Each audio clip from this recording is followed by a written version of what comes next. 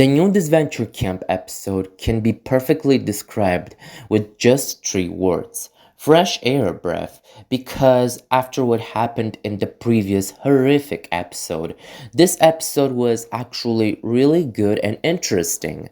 The plot of this episode was actually really good, the challenge was also really good, dynamics were really interesting, and the elimination was great in this episode.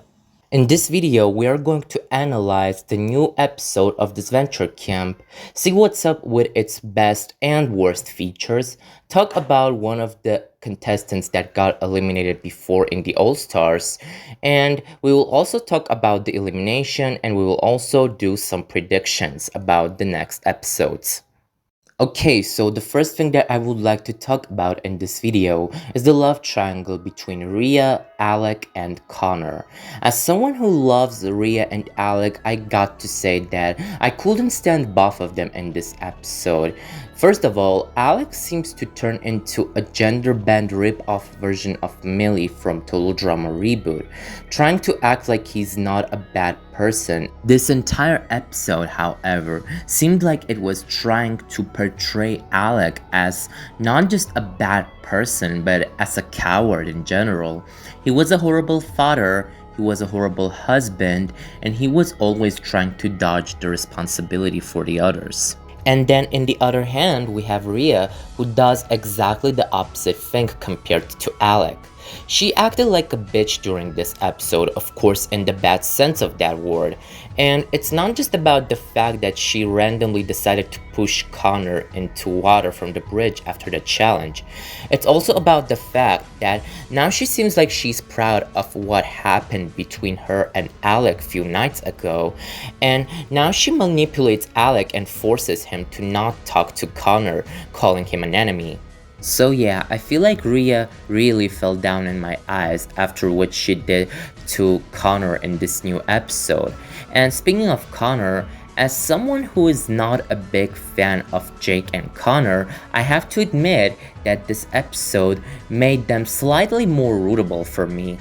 Jake being the one to win the immunity in this challenge was a little unexpected for me, but it was okay. Connor's interactions with Jake and Aiden were absolutely top-notch this episode, and I'm happy to see that Connor is the one to have the immunity idol with him.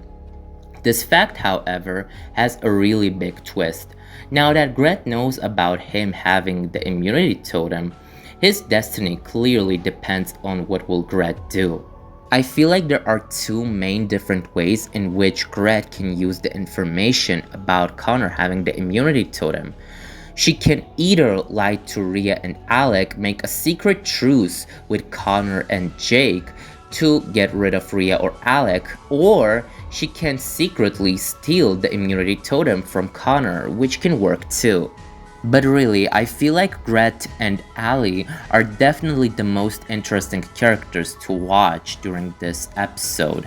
Their interactions are something that we did not see coming ever, but something we actually really needed. These two girls are actually in a way really similar to each other. They both are really hated by the social media, and they both made some stuff that could absolutely destroy their individual careers. However, I feel like they are now on the way for some sort of redemption arc to save their individual careers and become fan favorites.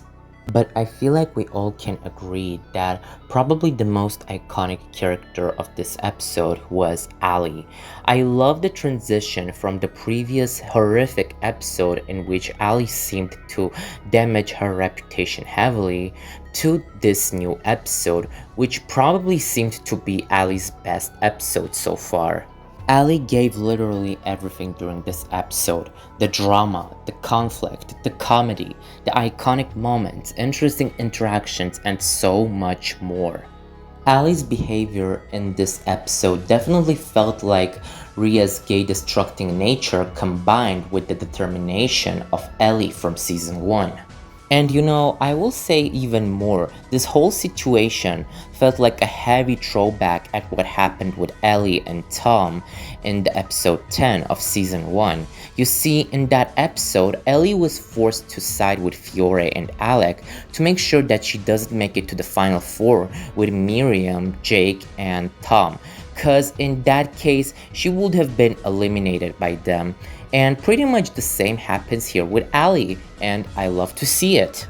After Gabby's elimination, it definitely started to feel like something good was missing in the camp. So yeah, I guess they literally made Gabby walk away just so Grad and Ali give the best showtime they can. But now it's time to talk about the actual elimination itself. So basically, Ali decided to switch sides and she decided to vote with Grad, Alec, and Rhea against Aiden because during the challenge, Aiden said that he prefers Jake instead of Ali. And I mean, I'm not really mad at Ali for doing that because first of all, it was actually a really good strategic move, and Rhea was right during that episode. She managed to hurt Jake like that regardless. And besides, I feel like we all can agree that Aiden really outstayed his welcome. I feel like eliminating him in the episode 8 or 9 instead of Ellie or Tess would be just perfect. And now when I'm talking about Aiden, I would also like to talk a little bit about Ellie. And now you may be wondering, why am I comparing two completely different characters together? Well, the thing here is that these two completely different characters have a little something in common. In their respective seasons, they both were able to make it to top 3. However, the big difference here is the fact that Ellie actually earned that placement with the hard work that she did during her season. And Aiden basically was just there during his season and he just got carried by James. Now, I really have something like a hot take that I want to share with you, but if you think about it, that hot take may actually be close to reality. But the thing here is that I feel like during her 8 episodes of screen time, Ellie did more stuff than Aiden during his 15 freaking episodes. Let's actually see what Aiden did during his 15 episodes of screen time. He was a little helpful in the first challenge by stealing a bird from Jake. He carried the talent show with his cool singing voice. He carried the challenge with TikTok, which he actually managed to win with Rhea. In the next episode during his elimination, he managed to become friends with Jake, and trust me guys, this is pretty much it for Aiden. And now let's see what Ellie managed to do during her 8 episodes of screen time. She managed to carry an entire crocodile, she managed to eliminate Lake, she managed to kiss with Gabby in the talent show, and she managed to force Aiden and Tom kiss. By that, she also managed to mess with Jake's head. And in the next episode, she didn't just mess with Jake's head but also won the challenge for her team. And after that, she gets eliminated, but I feel like we all can agree that numbers here speak for a lot. Another thing that I have noticed is when the right moments come, Ellie can become really genuine and honest towards the others, while sometimes gays can turn into some of the fakest people ever. For example, in the episode 14 when Gabby was eliminated, during her elimination, Jake and Aiden said that they will miss her, which absolutely made no sense to me considering the fact that few nights ago all of the heroes literally voted for Gabby. And besides, in the season 1, Jake and Gabby didn't get along too well, so yeah. But oh well, I guess other than that, from this episode I have nothing else to complain about.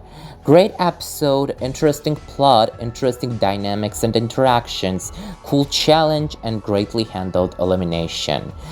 Don't forget to subscribe to this channel to see more cool videos like this. Don't forget to press the like button under this video, and I will see you guys in the next one.